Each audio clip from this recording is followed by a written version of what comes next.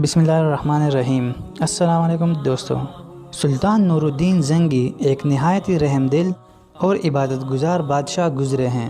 وہ ایک عظیم الشان سلطنت کا فرمانروا ہونے کے باوجود ایک ایسا عبادت گزار بندہ تھا جس کی راتیں مسلح پر گزرتی تھی اور دن میدان جہاد میں، جس نے اپنی نوک شمشیر سے تاریخ اسلام کا ایک روشن باب لکھا۔ سلطان نور الدین زنگی رات کا بیشتر حصہ عبادات میں گزارتا تھا۔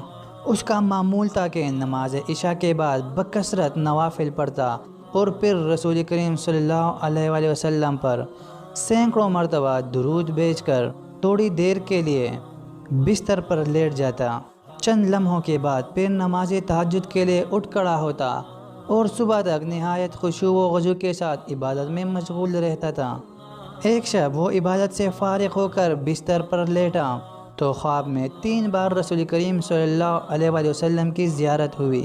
بعض روایتوں میں ہے کہ سلطان نے متواتر 3 رات حضور صلی اللہ علیہ وآلہ وسلم کو خواب میں دیکھا۔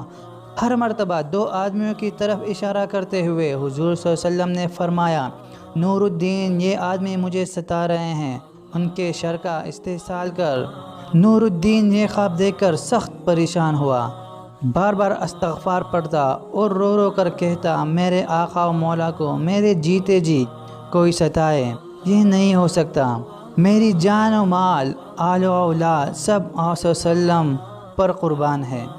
خدا اس دن کے لیے نور الدین کو زندہ نہ رکھے کہ حضور صلی اللہ علیہ وسلم غلام کو یاد فرمائے اور وہ دمشق میں آرام سے بیٹھا رہے۔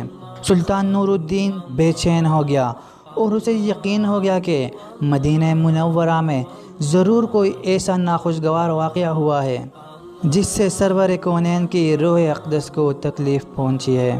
خواب سے بیدار ہوتے ہی وہ مدینہ منورہ کی طرف روانہ ہو گیا۔ اہل دمشق سلطان کے یکایک سفر پر روانہ ہونے سے بہت حیران ہوئے، لیکن کسی کو معلوم نہ تھا کہ اصل بات کیا ہے۔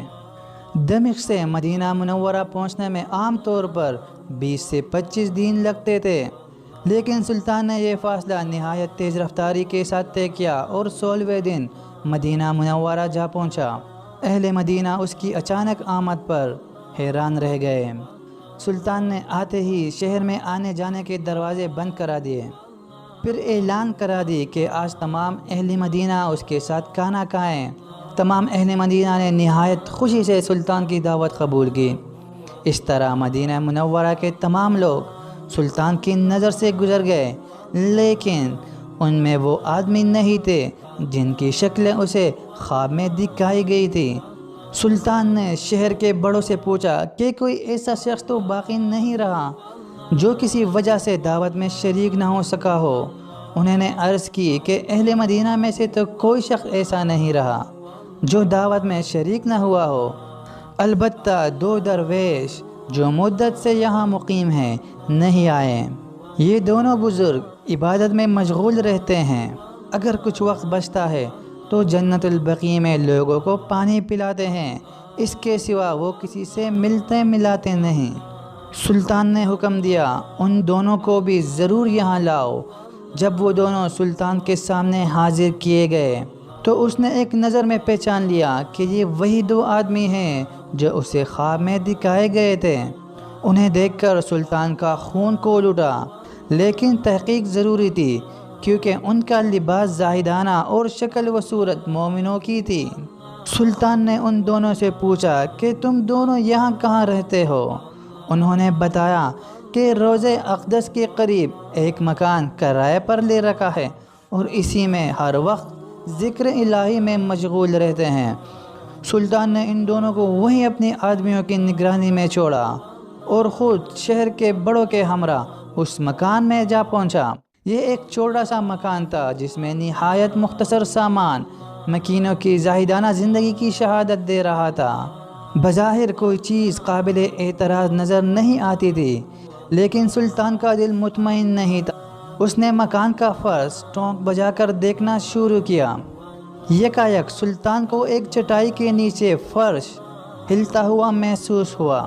جب چٹائی کو ہٹایا گیا تو ایک خوفناک انکشاف ہوا۔ یہ ایک سرنگ تھی جو روضہ اقدس کی طرف جاتی تھی۔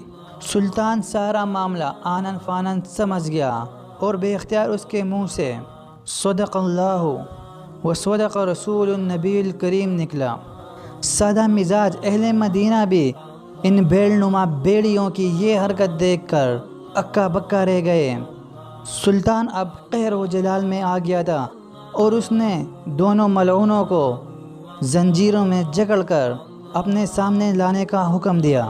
جب وہ سلطان کے سامنے پیش ہوئے تو اس نے ان سے نہایت غضبناک لہجے میں مخاطب ہو کر پوچھا، سچ سچ بتاؤ تم کون ہو اور اس ناپاک حرکت سے تمہارا کیا مقصد ہے؟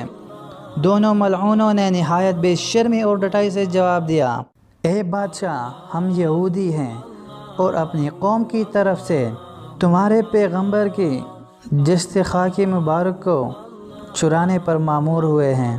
ہمارے نزدیک اس سے بڑھ کر اور کوئی کار ثواب نہیں ہے، لیکن افسوس کہ اسی وقت جب ہمارا کام بہت تھوڑا باقی رہ گیا تھا تم نے ہمیں گرفتار کر لیا۔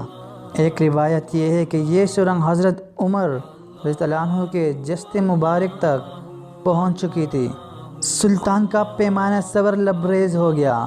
اس نے تلوار کھینچ کر ان دونوں بدبختوں کی گردنیں اڑا دی اور ان کی لاشیں بھڑکتی ہوئی آگ کے الاؤ میں ڈلوا دی۔ یہ کام انجام دے کر سلطان پر رقت طاری ہوئی۔ جب ذرا قرار آیا تو سلطان نے حکم دیا کہ روضہ نبوی صلی اللہ علیہ وآلہ وسلم کے گرد ایک گہری خندق کھودی جائے اور اسے پگھلے ہوئے شیشے سے بھر دیا جائے۔ سلطان کے حکم کی تعمیل میں روضہ اطہر کے چاروں طرف اتنی گہری خندق کھودی گئی کہ زمین سے پانی نکل آیا۔ اس کے بعد اس میں سیسہ بھر دیا گیا تاکہ پھر کوئی اس طرح کی ذلیل حرکت نہ کر سکے۔ یہ شیشے کی دیوار روضہ اقدس کے گرد آج بھی موجود ہے اور انشاءاللہ ابد تک قائم رہے گی۔ آج بھی اہل مدینہ سلطان نور الدین کا نام نہایت محبت اور احترام سے لیتے ہیں۔ اللہ کی محبت کی طرح اللہ کے نبی صلی اللہ علیہ وآلہ وسلم کی محبت بھی ایک عظیم دولت ہے۔ عشق رسالت جسے مل گیا وہ دنیا و آخرت میں کامیاب ہو گیا۔